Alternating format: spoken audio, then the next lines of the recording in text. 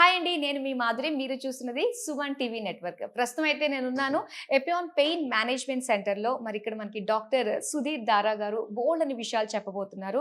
So ఇందులో భాగంగా ప్రతి ఒక్కరికి కూడా కామన్ ప్రాబ్లం, ముఖ్యంగా లేడీస్ అంటేనే పెయిన్స్ ముందు ఉండేది ఏంటి అంటే నడుం నొప్పి. మరి ఈ నడుం నొప్పికి మన దగ్గర ఉన్న ఎలాంటి ట్రీట్మెంట్స్ ఉన్నాయి, ఆ ట్రీట్మెంట్స్ ఏ విధంగా చేసుకుంటే మనకి మంచిది, ఇలాంటి విషయాలన్నీ కూడా ఇప్పుడు మనం తెలుసుకునే ప్రయత్నం చేద్దాం.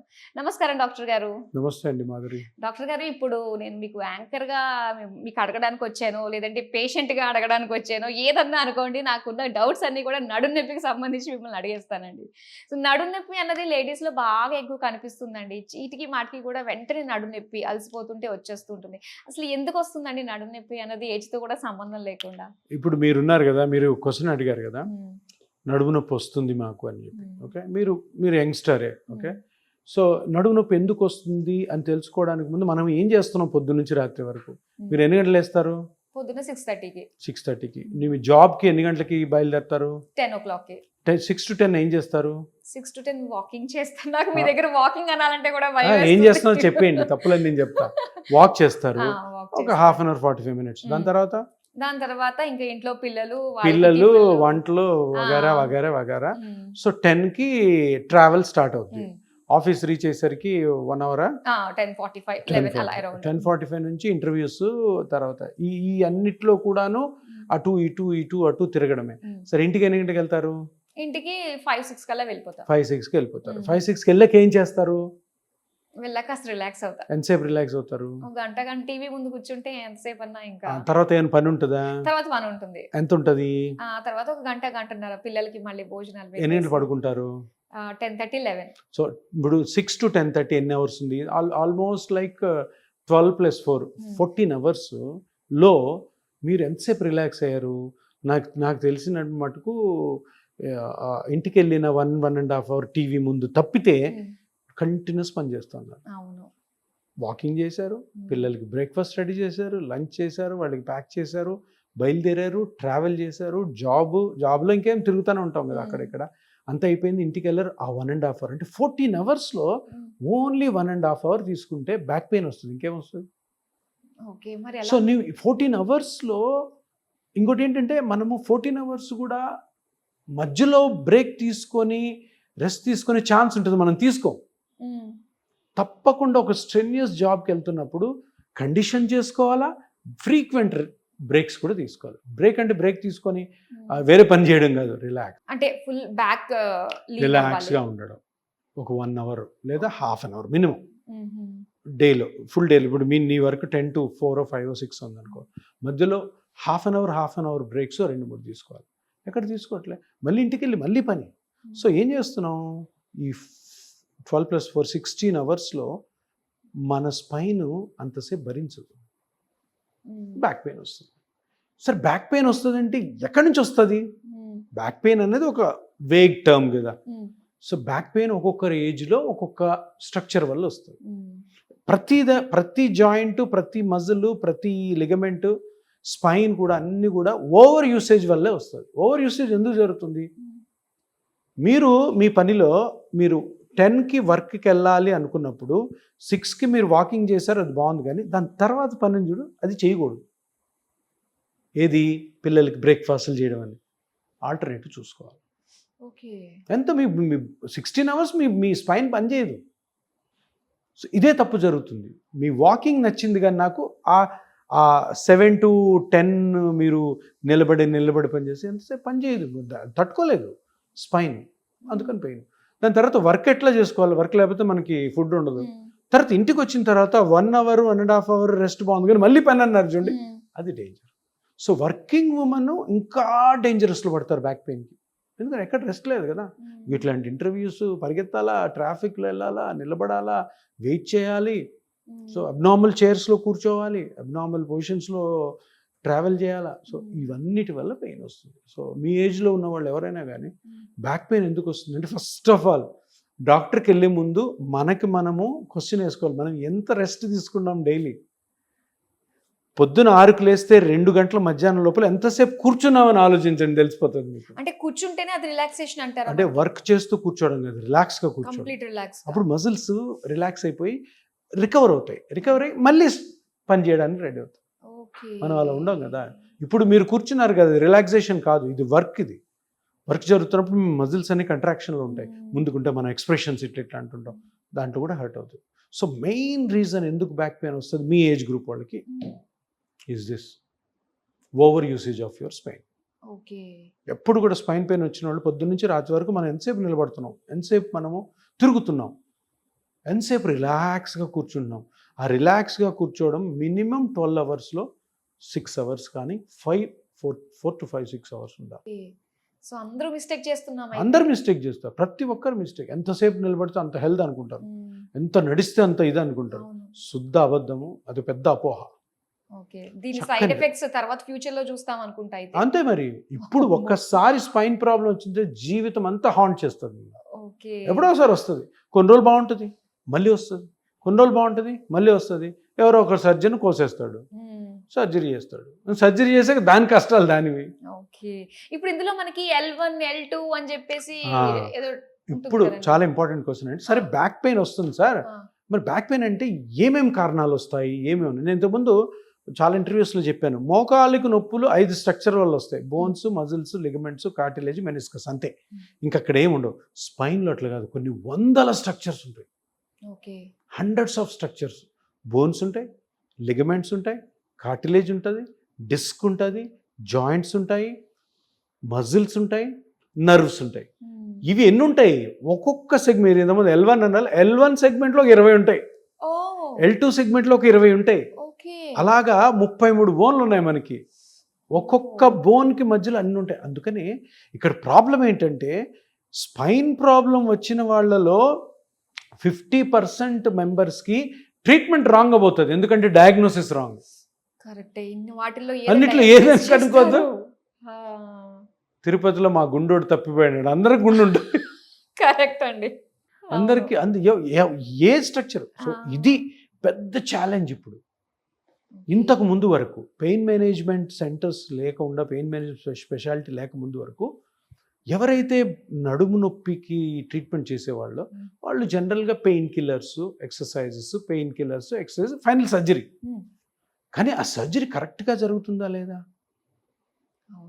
జనరల్గా 100 మంది బ్యాక్ పెయిన్తో బాధపడుతున్న వాళ్ళు 5 మందికే సర్జరీ ఫిట్ ఉంటారు. మరి 95 మంది ఏమవుతున్నారు? ఈ 95 మెంబర్స్ ఏమవుతున్నారు? 95 మెంబర్స్ కూడా నొప్పితో బాధపడుతున్నారు.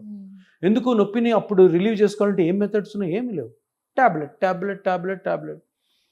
టాబ్లెట్స్కి అడిక్ట్ అయిపోయి కిడ్నీ పోయిన వాళ్ళు ఉన్నారు. ఏంటి రీజన్ అంటే బ్యాక్ పెయిన్. మీకు బ్యాక్ పెయిన్ ఇన్సిడెంట్స్ ఎంత తెలుసా సొసైటీలో? ఇప్పుడు జూబ్లీ హిల్స్లో ఒక 1,00,000 మంది ఉన్నారనుకోండి, 1,00,000 బ్యాక్ పెయిన్తో బాధపడేవారు 30,000 మంది ఉంటారు. 30%. ఎంత ఎక్కువ బర్డన్ చూసారా? వేరే జబ్బులన్నీ కూడా <1% ఉంటాయి. ఇది ఒక జబ్బుగా చూసుకున్నా కూడా 30%. అంటే ఈ 30% మెంబర్స్ ఏదో ఒక నొప్పితో ఏదో ఒక రోజు జాబ్ మానేయడమో, ఒక వారం లీవ్ తీసుకోవడమో, ఒక నెల లీవ్ తీసుకోవడం, కొంతమంది జాబులు మానేయడం, జాబ్ కంప్లీట్గా ఎత్తాడు. అంత ఉంది దీని సోషల్ బర్డన్.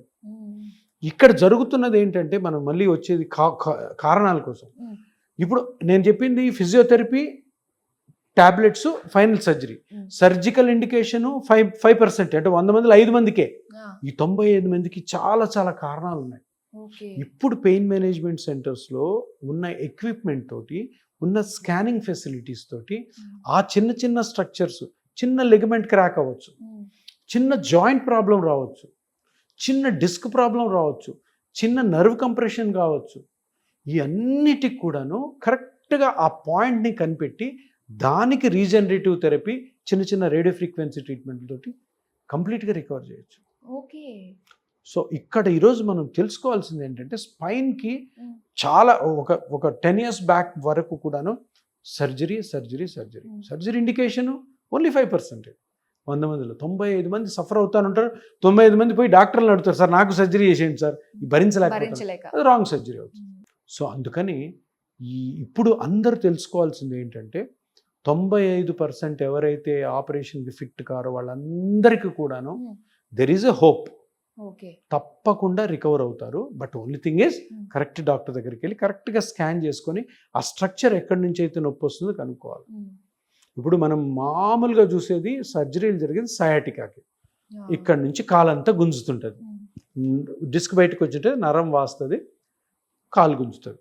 ఇది అందులో కూడాను అలాగ సయాటికా వచ్చే నొప్పి వాళ్ళకు కూడాను ఒక 5% సర్జరీకి పోవాలి. మిగతా 95% ట్యాబ్లెట్స్, ఫిజియోథెరపీ. కొత్త ట్రీట్మెంట్స్ ఏంటంటే ఇప్పుడు రేడియో ఫ్రీక్వెన్సీ అబ్లేషన్ అని ఒక చిన్న నీడిల్తోనే ఆ ఇన్ఫ్లమేషన్ని తగ్గిస్తాం, ఆ నరం వాసి ఉంటుంది అది తగ్గిస్తాం. సో సర్జరీకి వెళ్ళాల్సిన అవసరం లేదు, నొప్పి బాధపడాల్సిన అవసరం లేదు, నొప్పి మాత్రలు వేసుకోవాల్సిన అవసరం లేదు. అదేవిధంగా కొన్ని కండిషన్స్ ఉంటాయి. ఈ స్పైన్లో చిన్న చిన్న జాయింట్స్ ఉంటాయి, ఒక బోన్కి ఇంకో బోన్కి మధ్యలో. ఇప్పుడు చూడండి, ఈ 33 బోన్లు అని చెప్పాను కదా, ఈ బోన్కి మధ్యలో వెనకాల జాయింట్ ఉంటుంది, దీన్ని ఫెసెట్ జాయింట్ అంటాం. ఈ జాయింట్ అరిగిపోతుంది. మీరు ఇంతకుముందు చెప్పారు కదా, పొద్దున్న 6 నుంచి 11 వరకు ఆ జాయింట్ అరిగిపోవచ్చు చిన్న వయసులో. ఆ జాయింట్ అరిగిపోతే నొప్పి వస్తుంది, దానికి సర్జరీ లేదు. అసలు ఏ రకమైన సర్జరీ ఎందుకు ఇంత చిన్న జాయింట్ ఇంత ఉంటుంది, అది అరిగిపోయి నొప్పి పడుతుంది. ఇట్లా నడుము వెనక్కంటే సివియర్ పెయిన్ వస్తుంది, వంగితే నొప్పి వస్తుంది. సో దానికి కూడా ఒక లేజర్ ట్రీట్మెంట్ ప్లస్ పిఆర్పి కూడా చేస్తాం. వావ్, అంత చిన్న దానికి కూడా మన దగ్గర అవైలబుల్ గా ఉంది ట్రీట్మెంట్. ఇప్పుడు ఆ 2 జాయింట్లు ఇట్లా ఉండాలి, గ్యాప్ ఉండాలి, అంటే ఫ్రీ మూవ్. అది అతుక్కుంటుంది. ఎందుకు అతుక్కుంటుంది? లోపల చిన్న కార్టిలేజ్ ఉంటుంది, ఆ కార్టిలేజ్లో కానీ పిఆర్పి వేసాం అనుకో అది రికవర్ అవుతుంది. అదేవిధంగా ఇప్పుడు ఇంకొక చాలా ఇంపార్టెంట్, ఫీమేల్స్లో ప్రెగ్నెన్సీ డెలివరీ అయిన తర్వాత బ్యాక్ పెయిన్ వస్తుంది. మీ ఫ్రెండ్స్లో చాలామంది వినుంటారు. అవునండి, ప్రెగ్నెన్సీ అయింది, నాకు అప్పటి నుంచి నొప్పి తగ్గట్లేదు, 10 సంవత్సరాలు అయింది, మా లాస్ట్ బాబు పుట్టి అప్పటి నుంచి నొప్పి తగ్గలేదు అంటారు. ఇది 90% ఆఫ్ ద టైమ్స్ ఇక్కడ ఒక జాయింట్ ఉంటుంది. ఇది చూడండి, ఇక్కడ లైన్ కనపడుతుందా, ఈ లైన్, దీన్ని సేక్రోఇలియాక్ జాయింట్ అంటారు. ఇప్పుడు ఏమవుతుంది ఇక్కడ, ఇది పెల్విస్. ఇప్పుడు పీక్ ప్రెగ్నెన్సీలో బేబీ ఇందులో ఉంటుంది, ఉన్నప్పుడు ఈ జాయింట్స్ స్ట్రెచ్ అవ్వాలి. అర్థమైందా? ఈ జాయింట్స్ స్ట్రెచ్ అయినప్పుడు పెల్విస్ స్ట్రెచ్ అవుతుంది, బేబీ అకామిడేట్ అవుతుంది. ఓకే, బేబీ డెలివరీ అయిపోయింది, మళ్ళీ ఇది నెమ్మదిగా కరెక్ట్ ప్లేస్లో రిటర్న్ రావాలి. కొందరికి రాదు, కొద్దిగా ఏదో టిల్ట్ ఉంటుంది. ఇప్పుడు చూడండి, ఈ 2 వేళ్ళు కరెక్ట్ వచ్చాయి కదా, అది కాకుండా అట్లా ముందుకి కానీ వచ్చింది అనుకో, ఆ జాయింట్ నుంచి పెయిన్ వస్తుంది. ఇది చాలా మందికి తెలియదు, డాక్టర్లకే తెలియదు. ప్రెగ్నెన్సీ అయిన తర్వాత నడుము నొప్పి, లో బ్యాక్ పెయిన్ వచ్చిన వాళ్ళలో 90% ఫీమేల్స్కి ఇది కారణం. తెలీదు. ప్రెగ్నెన్సీ టైంలో కూడా ఏంటంటే సిజేరియన్ వాళ్ళకి మనకి ఎనస్థీషియా ఇస్తూ ఉంటారు, దానివల్ల సైడ్ ఎఫెక్ట్స్ కూడా ఈ పెయిన్ అంటారు. అది అపోహ, అట్లా అనుకుంటారు. అక్కడ ఇంజెక్షన్ ఇచ్చారు కదా, అక్కడి నుంచి వచ్చింది, అక్కడి నుంచి. దానికి ఎప్పుడు ఇంజెక్షన్ బోన్స్కి జాయింట్స్కి వేయరు, ఆ మజిల్లో వేసి లోపలికి వెళ్ళి ఆ డ్యూరాలో ఇంజెక్ట్ చేసి వస్తారు. అక్కడ జాయింట్స్ ఉండవు, మజిల్స్ ఉండవు. అది ఆ ఇంజెక్షన్ చేశారు కాబట్టి నాకు నొప్పి అని అనుకుంటారు, ఎందుకంటే అక్కడ చేసేది నడువులో, అక్కడే నొప్పి వస్తుంది, ఎందుకంటే ఈ జాయింట్స్ పక్కనే ఉంటాయి. సో ఇది ఆ సేక్రోఇలియాక్ జాయింట్ డిస్ఫంక్షన్ ఆర్ సేక్రోఇలియటిస్ అంటాం. సో దీనికి సర్జరీ లేదు, మళ్ళీ టాబ్లెట్స్ కాదు. ఈ దానికి కూడా ఆ జాయింట్లో చిన్న ట్రీట్మెంట్ చేస్తాం ఇంజెక్షన్ తోటి, radio frequency treatment. Excellent result ఉంటుంది. ఎక్సలెంట్ రిజల్ట్ పక్కన పెడితే ఇది ఒకటే ట్రీట్మెంట్ ఉండేది అటువంటి పెయిన్స్. కానీ కనుక్కోవాలి, ఐడెంటిఫై చేయాలి, డయాగ్నోస్ చేయాలి. డయాగ్నోస్ కాక చాలామంది దీనికి డిస్క్ సర్జరీలు కూడా చేయించుకున్నారు. ఆ డిస్క్ కూడా ఏదో ఒక చిన్నది కనపడుతుంది, కానీ నొప్పి అక్కడి నుంచి రావట్లేదు, నొప్పి జాయింట్ నుంచి వస్తుంది. అదే కాకుండా ఈ మజిల్స్ ఇప్పుడు ఏం చేశారా, స్పైన్ ఇక్కడ నుంచి మొదలయ్యి ఇక్కడ వరకు పెద్ద పెద్ద మజిల్స్ ఉంటాయి. మీరు ఇప్పుడు వెనకాల అనుకోండి, ఇట్లా మజిల్స్ ఉంటాయి పెద్ద, దాన్ని ఎరెక్టర్ స్పైనే మజిల్స్ అంటారు. ఎరెక్టర్ స్పైనే మజిల్స్, ఈ స్పైనల్ మజిల్స్లో కూడా ప్రాబ్లం వస్తుంది. మీకు గుర్తుందా, రకుల్ ప్రీత్ సింగ్ వెయిట్ లిఫ్ట్ చేస్తూ ఉంది, సడన్గా బ్యాక్ పెయిన్ వచ్చింది, ఆ మజిల్ క్రాక్ అయింది. Sudden back pain. ఇప్పుడు కొందరు ఎవరో, నేను చాలా ట్రావెల్ చేశాను, సివియర్ బ్యాక్ పెయిన్, నాకు కదలలేకపోతున్నాను, ఇట్లా 15 రోజులు మనకు పడుకొని ఉంటారు. మజిల్ క్రాక్, స్ట్రెయిన్ అయ్యి మజిల్ క్రాక్ అవుతుంది, సివియర్ పెయిన్ వస్తుంది. దానికి సర్జరీ లేవు. ఏం చేస్తారు, హాస్పిటల్ వేసేసి ఫ్యాన్ చూస్తూ ఉండాలి, అన్నీ మంచం మీదే. ఎందుకు, కదిలితే నొప్పి. కంప్లీట్ రెస్ట్ ఇస్తే 20 రోజులకో నెలకో హీల్ అవుతుంది. అన్ని రోజులు ఇప్పుడు Rakul Preet Singh famous film star, ఎన్నో మూవీస్ ఉంటాయి, గోవిందార్పణం. సో అది ఒకటి. అలాగే ఎన్నో స్ట్రక్చర్స్ ఉన్నాయి బ్యాక్ పెయిన్లో, బ్యాక్లో, స్పైన్లో, where there is no proper treatment for them. ఇప్పుడు పెయిన్ మేనేజ్మెంట్ సెంటర్స్ వచ్చాక ఆ స్కానింగ్స్ వచ్చిన తర్వాత ఇది ఐడెంటిఫై చేసి దానికి పిఆర్పి ట్రీట్మెంట్ ప్లస్ ఆల్సో ఈ laser or radio frequency treatment ఎక్సలెంట్గా వర్క్ చేస్తుంది. కానీ ఏదన్నా కూడా ఒక ఎక్స్పర్ట్ హ్యాండ్స్లో పడితేనే మనకి ప్రాబ్లమ్స్ అనేవి కూడా క్యూర్ అవుతాయి ఖచ్చితంగా. Very true. కరెక్ట్గా తెలిసిన డాక్టర్ దగ్గరికి వెళ్ళాలి. ఎందుకంటే నేను ఇంత చెప్తున్నానంటే ఎంత ఎక్స్పీరియన్స్ ఉంటే నేను చెప్తాను. ఎందుకు నేను రకుల్ప్రీత్ సింగ్ ఎక్కడ బాంబేలో అక్కడ నేను ఎట్లా అజ్యూమ్ చేస్తానంటే అటువంటి పేషెంట్స్ నా దగ్గర చాలా మంది ఉన్నారు. సాఫ్ట్వేర్ ఎంప్లాయీసే. వీళ్ళు ఈ శనివారం ఆదివారం కామ్గా ఉండరు. 2 రోజులు సెలవు, సైకిల్ వేసుకొని ఆ సైకిల్ని కార్ మీద వేసుకొని ఆడి వరకు వెళ్ళి ఓఆర్ఆర్కి వెళ్ళి కార్ పార్క్ చేసి 40 కిలోమీటర్లు సైకిల్ దొక్కుతారు. ఇవన్నీ వస్తాయి. ఎంఆర్ఐలు చూస్తే ఏముండవు, ఇది ఎంఆర్ఐ అన్నిట్లో కనపడవు.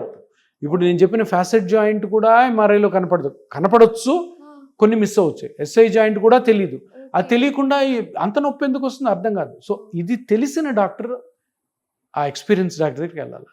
ఇవన్నీ ఇప్పుడు అన్నీ కూడాను టెస్టుల్లో బయటపడవు, అన్నీ కూడాను డాక్టర్ ఎగ్జామిన్ చేస్తే బయటపడవు. మనకి అటువంటి పెయిన్ ఇంతకుముందు చూసి ట్రీట్ చేసి అది సక్సెస్ అయినప్పుడు తెలిస్తేనే అప్పుడు నేను ఇది ఈ ప్రాబ్లమే ఉన్నట్టుంది అని అర్థమైందా. ఎక్స్పీరియన్స్ అన్ని బుక్స్ ప్రకారం పోలేము. ఇప్పుడు ఎంఆర్ఐ ఏంటంటే అదో నీడ, ఆ నీడని చూసి నా ఎక్స్పీరియన్స్ ఉపయోగించి అరే ఇది ఉండొచ్చు అని అజ్యూమ్ చేసి ట్రీట్మెంట్ ఇస్తాం. అంతేగాని ఇప్పుడు ఎంఆర్ఐలో ఉన్నవన్నీ కోసుకుంటూ పోతున్నాం అనుకో, స్పైన్ ఉండదు అక్కడ. ఎన్నో ఉంటాయి ఎంఆర్ఐలో చేంజెస్, 10 ఇస్తారు, 10కి ట్రీట్మెంట్ చేస్తాం, చెయ్యం. అందులో ఏది ఇంపార్టెంట్, ఇది చాలా ఇంపార్టెంట్. నిజంగా అసలు స్పైన్ గురించి, బ్యాక్ పెయిన్ రావడానికి రీజన్స్ ఎన్ని ఉంటాయి అన్న విషయాలు మాకు చెప్పారు. దాన్ని బట్టి ముఖ్యంగా నా వరకు ఎంతవరకు నేను రెస్ట్ తీసుకోవాలి అన్నది కూడా చాలా చాలా ఇంపార్టెంట్. చాలా మంచిగా మాకు తెలియజేసినందుకు థ్యాంక్ యూ సో మచ్. చూసారు కదండి స్పైన్ గురించి. అంతకంటే ముందు మనకి బ్యాక్ పెయిన్ ఎందుకు వస్తుంది, రీజన్స్ ఏంటి, అవి రాకుండా ఉండడానికి ఏ విధంగా మనం మన బాడీని రిలాక్స్ చేయాలి అన్న విషయాలు తెలుసుకున్నాము. ఇంకా బ్యాక్ పెయిన్ తోటి ఎవరైతే బాధపడుతున్నారో సో వాళ్ళకి చక్కగా వన్ టైం సొల్యూషన్ లానే మనకి ఎపియోన్ పెయిన్ మేనేజ్మెంట్ సెంటర్ కూడా ఉంది కాబట్టి సో ఎటువంటి డౌట్స్ ఉన్నా ఒకసారి విజిట్ అవ్వాలనుకున్నా కూడా కింద నెంబర్ కనిపిస్తుంది కదా, వెంటనే కాల్ చేసి అపాయింట్మెంట్ తీసుకోండి. సో మరో వీడియోతో మళ్ళీ కలుసుకుందాం. Till then bye.